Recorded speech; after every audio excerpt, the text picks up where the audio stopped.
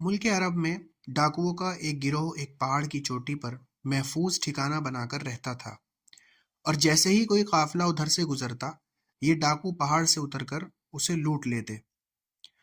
ملک کے صاحب تدبر لوگ اس بات سے فکر مند تھے کہ اگر اس گروہ کا یہی طریقہ کار رہا تو اس کا مقابلہ کرنا آنے والے وقت میں بڑا مشکل ہو جائے گا اور یہ گروہ مضبوط ہو جائے گا۔ ڈاکوؤں کا یہ ٹھکانہ اتنا محفوظ تھا کہ انہیں پکڑنے کی کوئی کوشش بھی کامیاب نہ ہوتی تھی۔ جب کبھی کوئی ان کی طرف جاتا تو وہ دور ہی سے دیکھ کر چھپ جاتے یا وہیں سے ایسا حملہ کرتے کہ وہ ان تک پہنچ ہی نہ پاتے۔ جب ان ڈاکوؤں کی ڈاکہ زنی حد سے بڑھ گئی اور انہوں نے عوام کو پریشان کر کے رکھ دیا تو بادشاہ نے ایک ہوشیار جاسوس کو ان کی گرفتاری پر مقرر کیا۔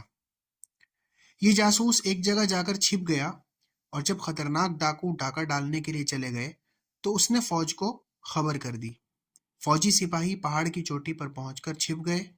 ڈاکو ڈاکہ ڈال کر آئے تو لمبی تان کر سو گئے، اور انہیں یہ گمان بھی نہ تھا کہ وہ فوجی جوانوں کے گھیرے میں ہیں۔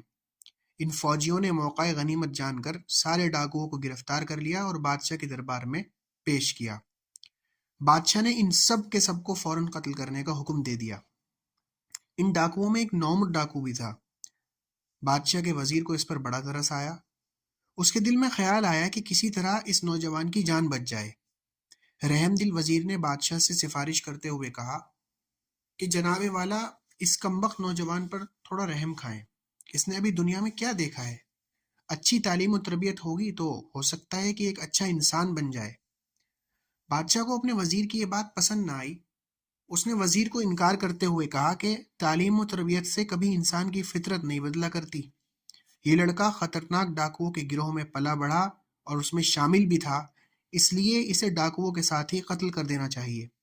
یہ کوئی عقل مندی کی بات نہیں کہ آگ کو بجھا دیں اور انگارے کو رہنے دیں، یا سانپ کو تو مار دیں اور سپولے کو چھوڑ دیں۔ وزیر نے عرض کی کہ بادشاہ سلامت، اس میں شک نہیں کہ اس نوجوان کی عادتیں اچھی نہیں ہیں، اور اس نے یہ بری عادتیں برے لوگوں سے سیکھی ہیں، لیکن جب اچھے لوگوں کے ساتھ رہے گا تو اچھا بھی بن جائے گا۔ بادشاہ نے بھی ترس کھا کر وزیر کی بات مان لی۔ وہ نوجوان کچھ دن ٹھیک رہا، لیکن پھر اوباش لوگوں میں اٹھنے بیٹھنے لگا۔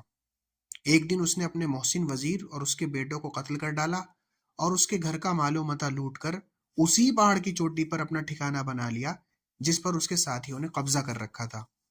بادشاہ کو اس واقعے کی اطلاع ملی تو اس نے افسوس کرتے ہوئے کہا کہ بہترین تربیت سے بھی بدبخت کی اصلاح ممکن نہیں ہے۔ برے لوہے سے اچھا کاریگر بھی عمدہ چیز کبھی نہیں بنا سکتا۔